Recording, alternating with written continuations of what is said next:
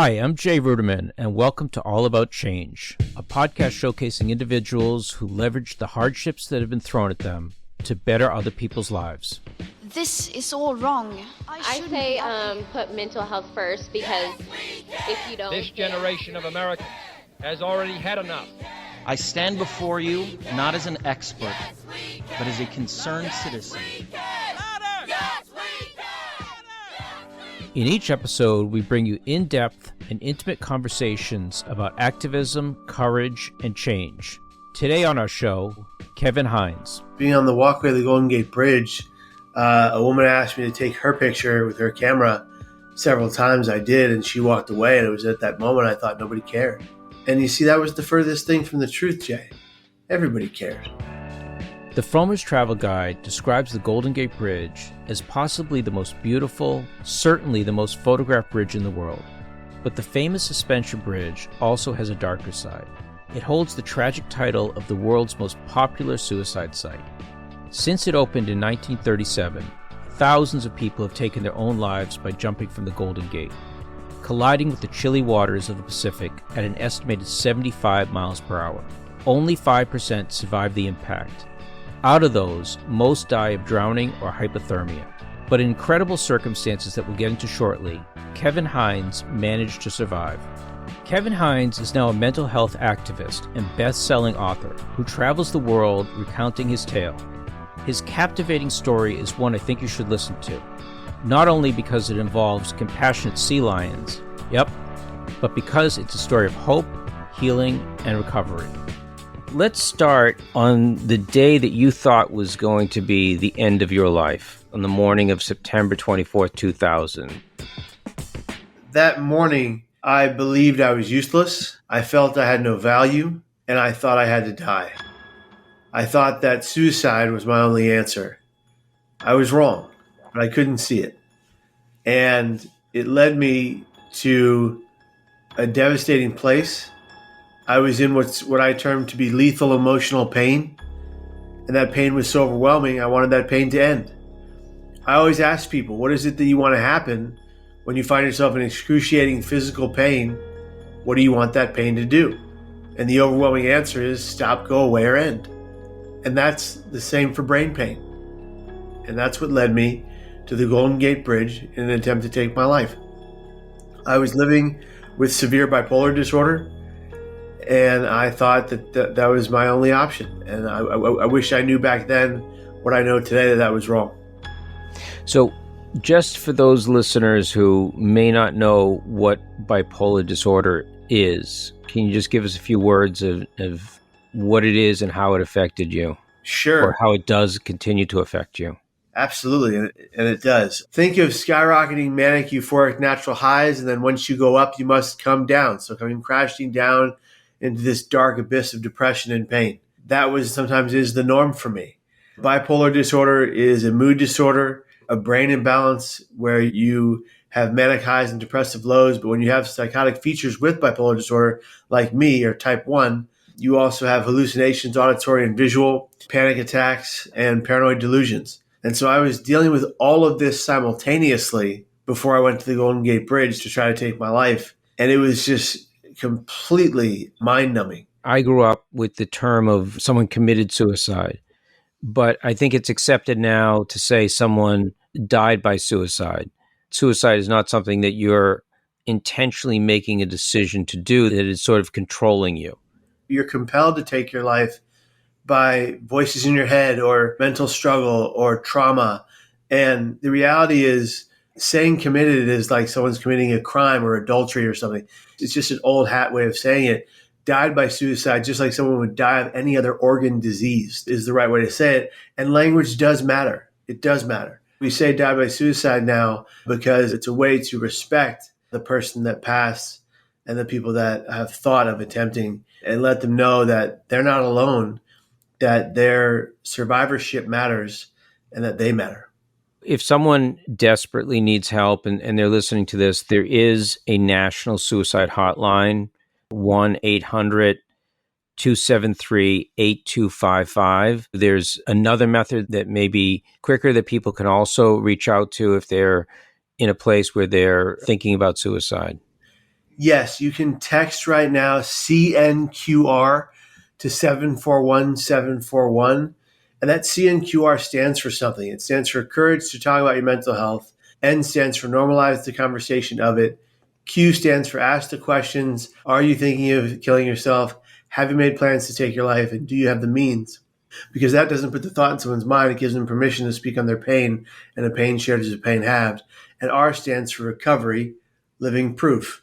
And so CNQR to 741-741, the crisis text line. Someone will be with you in seconds, and you will get the help you need to stay here. We've had active rescues from all around the country, and that Conquer keyword is something we came up with as part of our Conquer Collective. Tell me about the bus ride over there. You deliberately got on a bus. You wrote a suicide note to your family and loved ones. Tell me about the ride and what you were thinking at the time. You know, it was on that bus that I became what suicidologists, people that study suicide prevention, call ambivalent. I desperately wanted to live, but I believed I had to die. And those are two categorically different things. On that bus ride, I said to myself in my head, if one person says, hey, kid, are you okay? Brother, is something wrong? Or pal, can I help you? Or a variation of the three, I would have told them everything and begged them to save me. But instead on that bus, as I cried profusely to myself, as I yelled aloud on a crowded bus filled with people about my inner pain, the only person to react aloud to me was a man to my left who said to the fellow next to him, what the hell's wrong with that kid, with a smile on his face. Complete apathy. This is actually very common, this if-then scenario with suicidal ideation or suicide attempts. If one person says or does this, I will. If one person says or does this, I won't die today. And my reaction was that if one person says, are you okay? I would have told them everything and pleaded with them to save me. As a human being living in our society in today's age, I think people are just in their own worlds and they're not really attuned to those around them, especially people that need help. They're sort of avoiding those types of conversations, which is unfortunate. But that's something that you experienced, and that was something you were looking for. I even remember an article where you talked about getting to the Golden Gate Bridge, walking up and down and looking for people to stop you. But I guess you got to the point where no one really stopped and asked, are you okay? Yeah, besides on that bus, being on the walkway of the Golden Gate Bridge, a woman asked me to take her picture with her camera several times. I did, and she walked away, and it was at that moment I thought nobody cared. And you see, that was the furthest thing from the truth, Jay. Everybody cared. I remember my family, every one of my friends, my acquaintances would have been there to tear me from that rail to safety because of how much they cared. My brain wasn't allowing me to care. My brain was trying to kill me as I desperately tried to cling to life. It wasn't a decision. It wasn't like I decided to go take my life like I would decide to have this cup of tea. It was a compulsion. I felt I had to die. And that feeling is so overwhelming when it happens. I wish I had the ability that day to tell my father that morning what I was truly feeling. The one thing that's come out of this, Jay, that's been positive is that today, when I become suicidal, the first thing I do is tell anyone around me what's going on so that they can help keep me safe. And that's usually my wife now. Sometimes it's my father or my friends. And we assess, is this an acute suicidal ideation? Is this something I need to go to the hospital for? Or is this something where I just need to talk my way out of it until I feel better? And usually it's the latter, and I get to a safe place.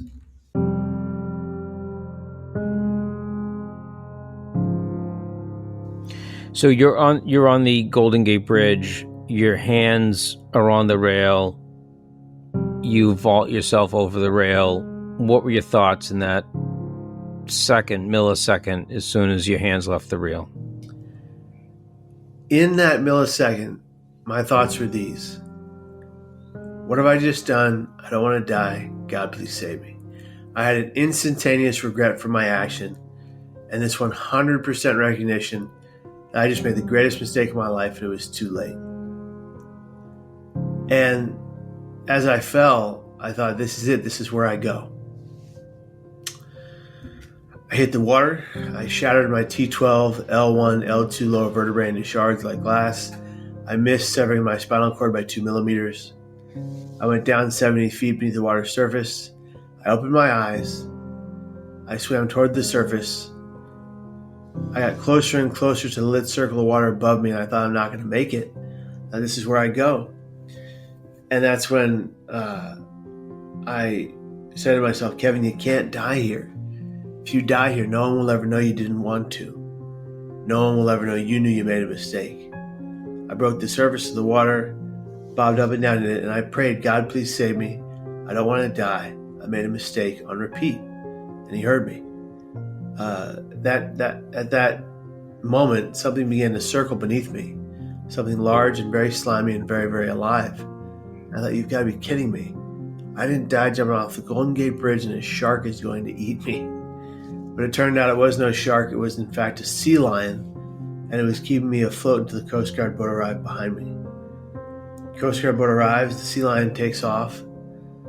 These officers pull me onto a flat board, put me in a neck brace, and start asking questions. And that's how my life was physically saved from the waters.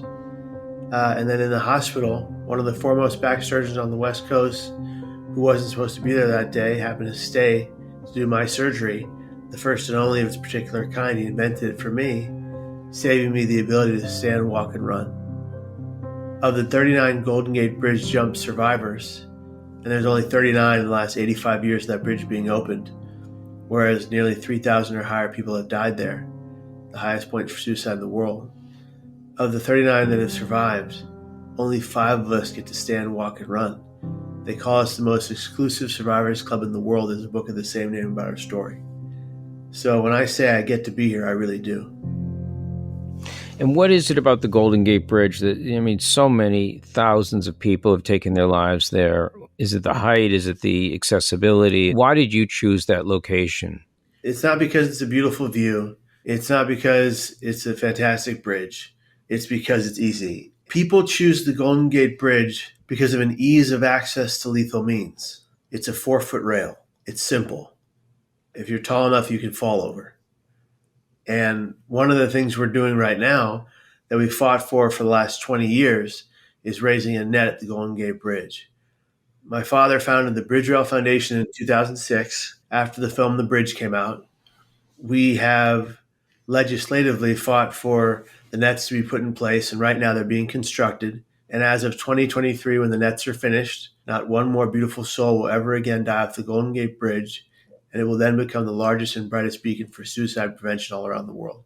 That's beautiful. And thank you for your role in that. Your story is really miraculous. There are so many things that happen, from you not hitting the water head on to being able to come to the surface to a sea lion floating beneath you. And I know there's been many stories of sea mammals helping humans in distress.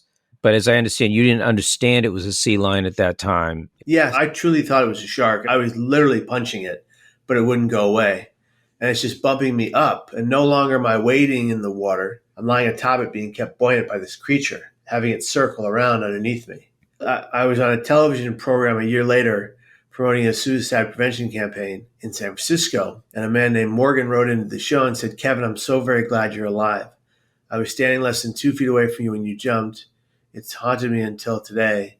By the way, there was no shark like you mentioned on the show, but there was a sea lion. The people above looking down believed it to be keeping your body afloat until the Coast Guard boat arrived behind you. Do you remember when you were picked up by the Coast Guard? Yes. A woman who saw me go over the rail at the moment of my attempt had a car phone, not a cell phone, a car phone, and called her friend in the Coast Guard. And the reason the Coast Guard got to my position within less than the time I would set in hypothermia and drown was because of that woman's phone call. And do you remember what that Coast Guard officer said to you? Yes. There were several officers on the boat that pulled me out of the water, and one of them said, Kid, do you know what you just did? And I said, yeah, I just jumped off the Golden Gate Bridge. I was fully conscious and aware. And they said, why? And I had no reasonable answer. I said, I don't know. I thought I had to die today. And the officer leaned in and said, son, do you understand how many people we pull out of these waters that are already dead? And I said, no, and I don't want to know. And he said, I'm going to tell you anyway. He said, young man, this unit alone has pulled out 26 dead bodies from these waters and 1 live one, you. Do you consider yourself a religious person, Kevin? I am a religious person. I've been a Catholic my whole life. The only time I lost my faith in God was when I left off that bridge, but I found him on the way down. You must see everything that happened to you in your survival and becoming a spokesman for suicide prevention to have some sort of divine intervention in your life. Personally, I feel I do have that. That's my prerogative. I've always felt that way. I don't push that on anybody. There's people that don't believe. That's fine. All the things came into play to save my life. It wasn't just one sequence. It was the woman's phone call. It was the sea lion. It was the Coast Guard. It was the doctor at the hospital staying for as long as he did. Had all those miracles not occurred, my life would be a lot different, or I wouldn't exist. Can you tell me what it was like seeing your dad? I mean, he was the first person to show up at the hospital from your family. It was so rough because my father is arguably the man that loves me the most in the entire world. And he was devastated. And this is a man who I'd never seen the man cry, not a teardrop from his eye, not a visible struggle from his face. He and Debbie Hines adopted me and made me their son. He was just the toughest SOB I ever knew, like the drill sergeant who was never in the military, that kind of guy, And he walks into my room, and I remember looking up at him in my bracing structure that was keeping me together. And he looked down at me and he goes, "Kevin, I'm sorry." I said, "No, Dad, I'm sorry." And waterfalls just poured from his eyes. That was really difficult for both of us because he wasn't one to ever show emotion. I have 4 teenagers, and we worry about them every single day with social media and what's out there on the internet and so much time on their phones. I worry about my kids all the time. I'm sure there are many listeners who have relatives and they're like, yeah, I'm worried. What do you do? There's so much stigma around the issue of mental health. I mean, what's your advice? You need to be the type of parent that digs deep and asks the hard questions. You need to start off with, "Hey guys, let's all have a conversation at the dinner table and let's be honest about what we're going through. First of all, have you guys dealt with any students at your school in your experience that have had suicidal ideation? Have you ever had thoughts of killing yourself yourselves? Have you ever made plans to take your life? Do you have the means?" Ask those direct questions. They don't put the thought in someone's mind. They give them permission to speak on their pain. And as I said before, a pain shared is a pain halved. The fact is that more people give truthful answers to the question, "Are you thinking of killing yourself?" than the question, "Are you thinking of suicide?" because of the taboo on the word suicide. The crisis text line algorithm has determined that language really does matter, just like when we say died by suicide versus commit. And the reality is, if you're willing as a parent to have that open-ended conversation with a lack of judgment afterwards, whatever the answer may be, and with a lack of anger afterwards, whatever the answer may be, and an understanding and an empathetic tone and kind eyes and saying, "Look, we care about you so much. We love you so much, unconditionally so. And we want to make sure you're safe every day."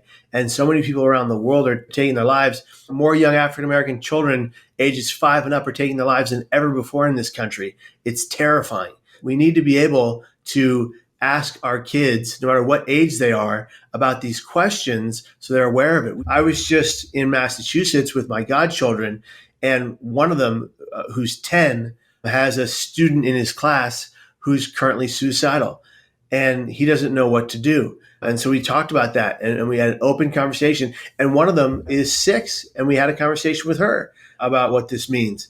It was terrifying to know that she understood what we were saying. So they're capable, they're intelligent, they are aware. We have to have the conversation. But it's often said that the people that are considering suicide, that you never know. From what I have read and understood about you, that you grew up in a loving family. Did they have any inclination that this was going through your head? No. To be fair, they didn't know because I hid it from them. All the more reason parents need to ask the questions. Nobody taught Pat and Debbie Hines suicide prevention techniques. No one taught Pat and Debbie Hines to ask the questions at a young age about mental health and well-being. So how could they know what to ask? I was in treatment. I was seeing a psychiatrist. I was on medications. They didn't know the medications were toxifying in my system, making me worse because I was on too many meds at one time, which is not indicative of psychiatry or the field of medicine. Psychiatry in the field of medicine has helped save my life for 20 years. But this particular regimen of pills was affecting me in a negative way. We didn't learn that out till later, of course, after my attempt. But now we have the education. Now more people than ever before are talking about mental health. It's even on the Olympic stage. You've got Olympic athletes and tennis players talking about their mental health. Michael Phelps talking about his mental health. We need to respect people who take a step back to take care of their mental health and well-being because of their personal mental health struggles. We call it stigma, but the reality is we don't call bigotry and hatred and prejudice stigma. We call it bigotry and hatred and prejudice. Let's call what's going on to those with mental illness exactly what it is: marginalization and discrimination against them because of their brain pain. And let's help them be vocal about their struggle and understand what they're going through and empathize and lack in any judgment for them. So maybe you can get a little bit about your mental health process and how you went from the aftermath of being the Golden Gate Bridge to recovering, being able to deal with on a day-to-day basis your mental health. Absolutely. And the reality is that I live in recovery every single day. It really is a process. It's something that I'm working on a regular basis.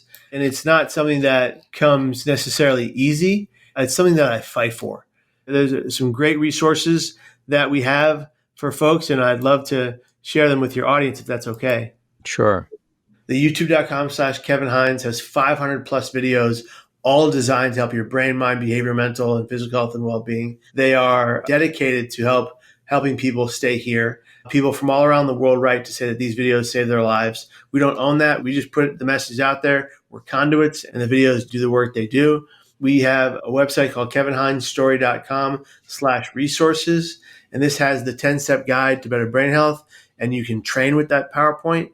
And then there's a parent's guide to teen suicide prevention. And then there's a guide to the YouTube channel on what videos help what person with what mental struggle. So there's 3 resources there. My new book, The Third Rail, In My Mania I Became. And you can find that at thethirdраilbook.com.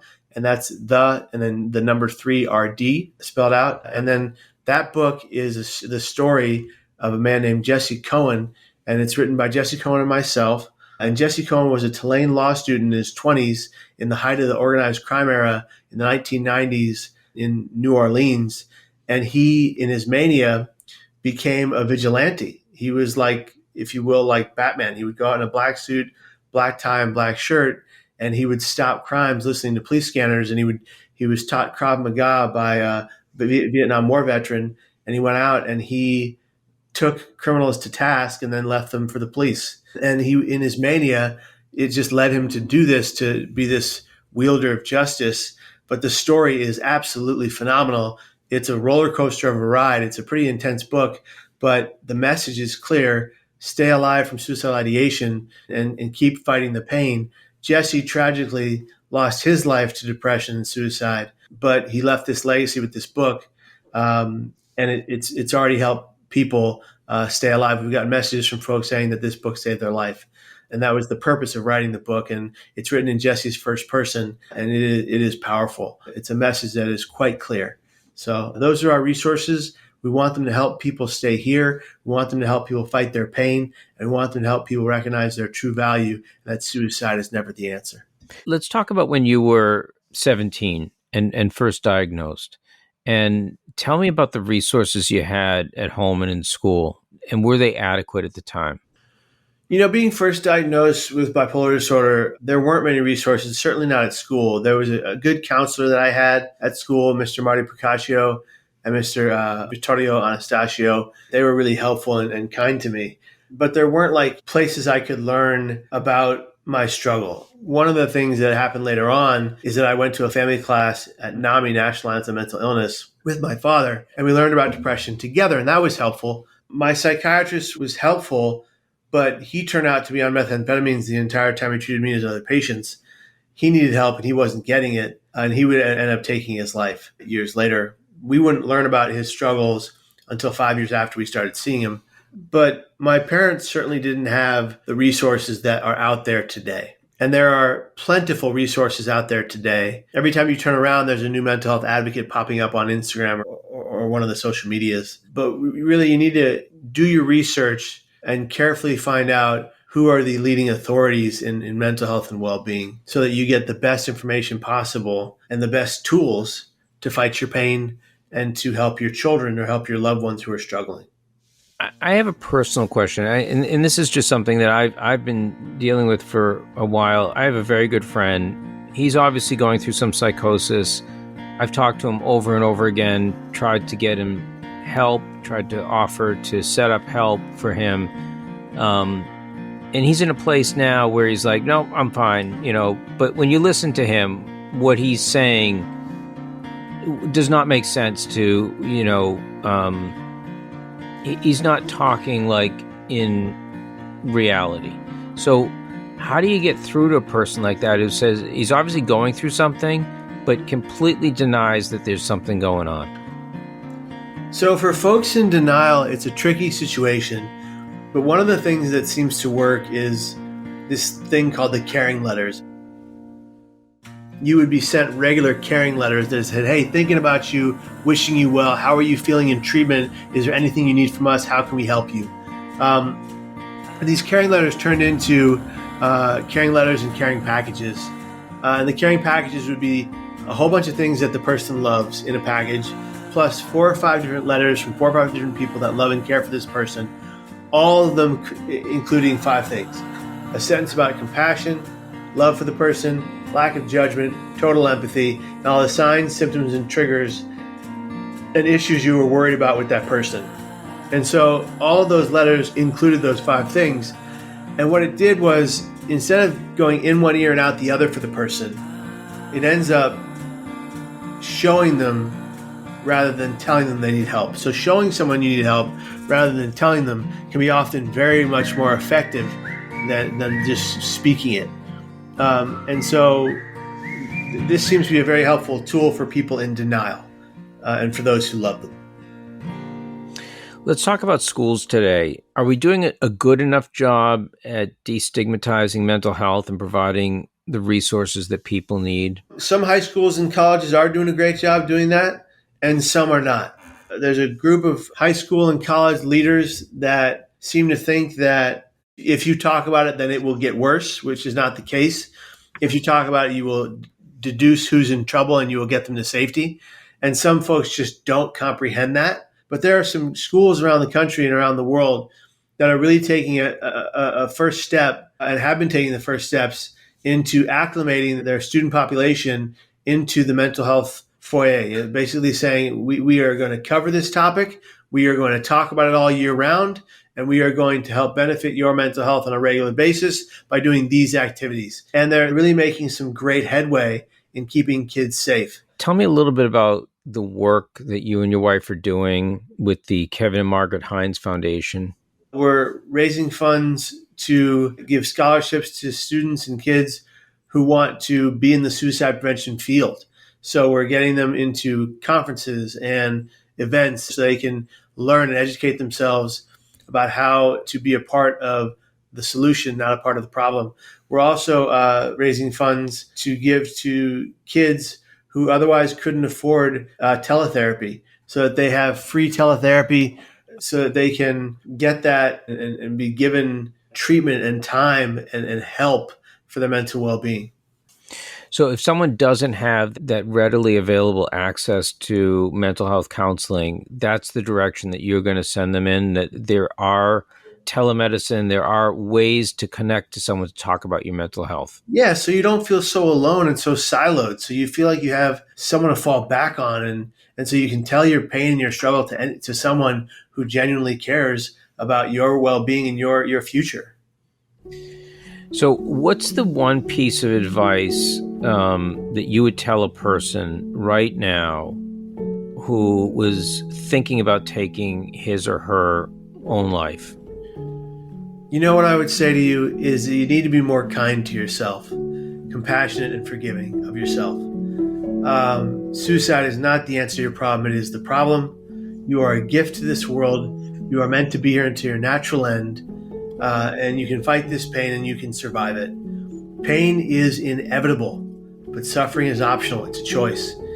If you recognize that if you call yourself a sufferer, you're becoming the victim of your own story. But if you say you're living with, fighting, and battling and thriving despite of your diagnosis or struggle, you then become the hero of your own story. Fight to become that hero. Recognize your true value, and that suicide doesn't have to be your answer. It is a problem. Thank you, Kevin.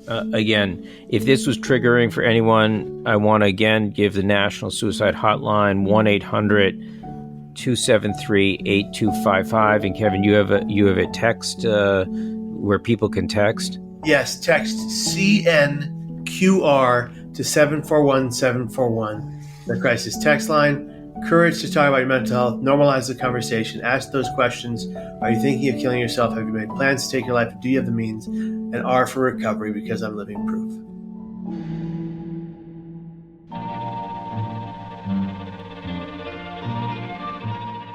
All About Change is a production of the Ruderman Family Foundation. This show is produced by Yochai Maital, Jackie Schwartz, and me, John Zulu. As always, be sure to come back in 2 weeks for another inspiring story.